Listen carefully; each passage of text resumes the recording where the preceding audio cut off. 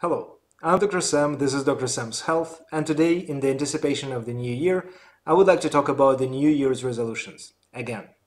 Again, because I've already spoken about them in my video that I made last year, and honestly I thought that I've made a pretty good job with this video. It was based on a real research study conducted by legendary psychologist Dr. Norcross and his colleagues, and I thought that by making a video based on such a great research, I would cover all my bases, and I thought that my point was quite clear and sound, that if you make a New Year's resolution, you are much more likely to achieve it compared to the situation when you don't make such a resolution.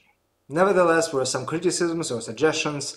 Pretty much people were saying that I based my video only on one study, whereas there was at least another one study made by the same group of researchers, and that study was a follow-up to the first one, and it showed that if you make a New Year's resolution, your success rate in 2 years is only 19%. Obviously, it's a very sad statistic, and personally, I don't like it. I don't find it to be very encouraging, and I would like to address it in the following way. I would like to gather all the information available from the Dr. Norcross's group, and I would like to try to compile the data and to present them in a more comprehensive way. So I based my previous video on one study by Dr. Norcross, which was published in 2002, and as you have already heard, there was at least one follow-up study.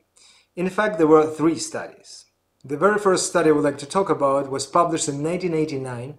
It had 200 subjects who were followed for 6 months. The bottom line of that study was that if you make a New Year's resolution, you are 40% likely to achieve your goal or stick to your resolution by the end of the 6-month period. The main issue or the main limitation of that study was the fact that they didn't have a control group. So effectively, we wouldn't be able to tell what were your chances of achieving your goals if you don't make a New Year's resolution. So they have conducted another study. They published it in 2002, and that study had 2 groups.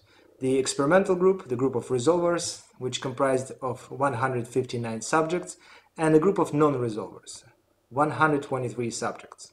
The non-resolvers were people who would have certain goals, but they wouldn't make a New Year's resolution around them. And they were able to compare the resolvers versus non-resolvers. They also followed them for 6 months, and the main outcome of that study, by the way, that was the study I used for my previous year video, were that if you are making a New Year's resolution, you are 11 times more likely to achieve your goal than if you are not. Resolvers achieved their goals in 46% of cases, non-resolvers achieved their goal only in 4% of cases. Finally, there was the third study, which was a simple 2-year follow-up for the first study. And indeed, according to this 2-year follow-up study, the chances of success in resolvers after 2 years are only 19%. I don't know how they managed to publish both of them in 1989.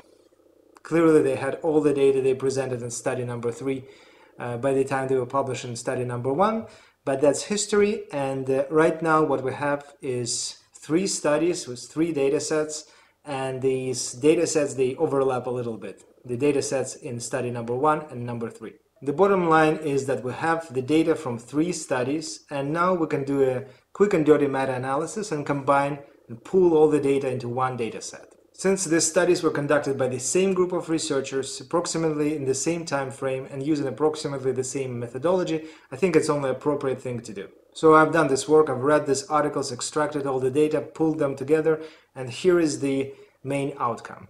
As you can see, my main point still stands. If you're making a New Year's resolution, you are much more likely to achieve your goal than if you don't. And the numbers will look slightly differently compared to my previous video, just because I've gathered all the data from 3 studies. At the same time, I've got several issues with this chart. First of all, I question the validity of this 2-year follow-up study. The reason for that is that when we are making New Year's resolution, we are making them by definition for a year, not for 2 years, so technically it's not a valid way of asking research questions. But I will let it slide just because when we're making New Year's resolutions, in most of the cases, we're making them around some sort of lifelong problems. The main themes were weight loss and smoking cessation in these studies, so I think that if you are trying to quit smoking, you don't do it for just several months or for a year. You're trying to quit smoking for life. So I will let it stick, and I will still use the data that we have from this study in this analysis. The second problem is that we really don't know the success rates in non-resolvers at certain points of time, like a 2-year time frame. And the third problem is related to the timeline. As you can see, this chart is a great way of illustrating the success rates among resolvers and non-resolvers at different time points, but at the same time, the time scale, the horizontal axis, is actually non-linear. So we're talking about 1 month, 3 months, 6 months, and then 2 years. So when you're looking at this chart, you might think that the relationship is linear, whereas it isn't. So in order to properly represent the data, I would like to use a scatter plot, which will plot the success rate among resolvers and non-resolvers against the time. And the second thing I will do, I will try to use certain statistical methods to estimate the trend lines, and I'll plot them on the same chart too. And here we go. Here is a scatter plot with the dots representing the success rates at certain points of time and the trend lines. We don't have too many data points just because we don't have access to the original data, but you can see that these trend lines, or the models, mathematical models that they represent, reflect the relationship between the group, resolvers versus non-resolvers, time and success rate pretty accurately. And the best proof of it is the R-squared coefficients that are placed next to the trend lines. So now we can work with the mathematical models and with the plot that represents them. First of all, we can see that the models are quite accurate. Second, we can make predictions about different success rates in different groups at different time points. And the third and the main point, we can still see the same tendency. If you are making a New Year's resolution, you are much more likely to achieve your goal than if you are not. I actually want you to be able to take something from this video for yourself, and what I will do is, using the models that I've just presented to you, I can actually predict your success rate in 2020. So here is my chart of the monthly projected success rates for 2020 based on the fact whether you're making the New Year's resolution or you don't. So for example, if on December 31st, 2019, you're making a resolution to, say, lose weight or to stick to your diet, your chances to adhering to this resolution, say in June, are 38.7%. If you are not making this resolution, your projected success rate is 5.5%. In other words, you are 7 times more likely to stick to your goal by June if you are making New Year's resolution compared to if you are not making this resolution. Or if we extrapolate it to the end of the year, again, you are almost 10 times more likely to stick to your goal. You are 30.9% likely to achieve it if you made New Year's resolution, and only 3.3% likely to achieve it if you didn't. You're welcome to use this table as a visual reminder for your resolutions, and I hope that you will make them. As a conclusion, based on all the data I presented to you, I would like to make several points. The very first point is that making a New Year's resolution makes total sense, because if you make one, you're much more likely to achieve your goal, actually several times more likely. The second point is rather negative, but I have to say it. People who do not make New Year's resolutions tend not to achieve their goals. Their chances for success are within like 3-4% by the end of the year. The third point is rather mathematical. It's a simple observation, actually two.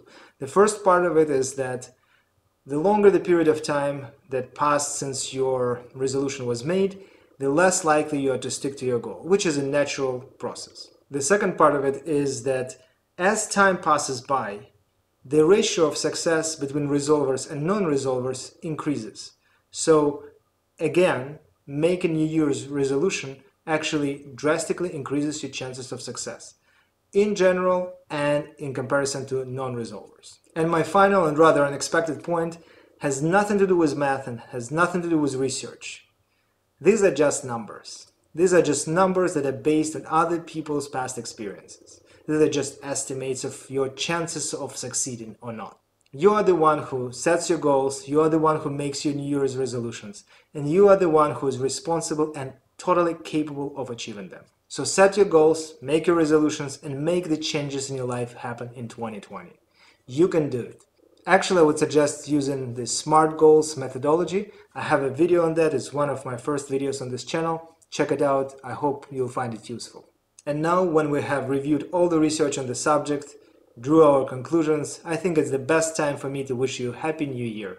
I hope that you will be able to set your goals, to make your resolutions, to make the changes in your life happen. Also, I would like to be a part of your self-improvement journey.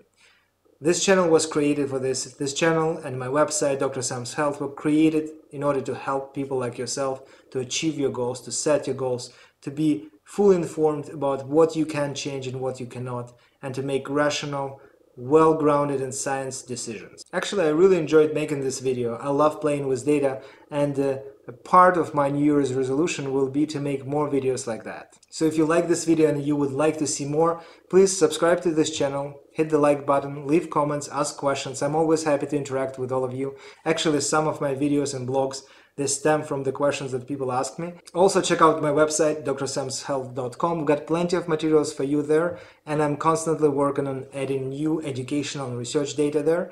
And once again, Happy New Year, my friends. All the best.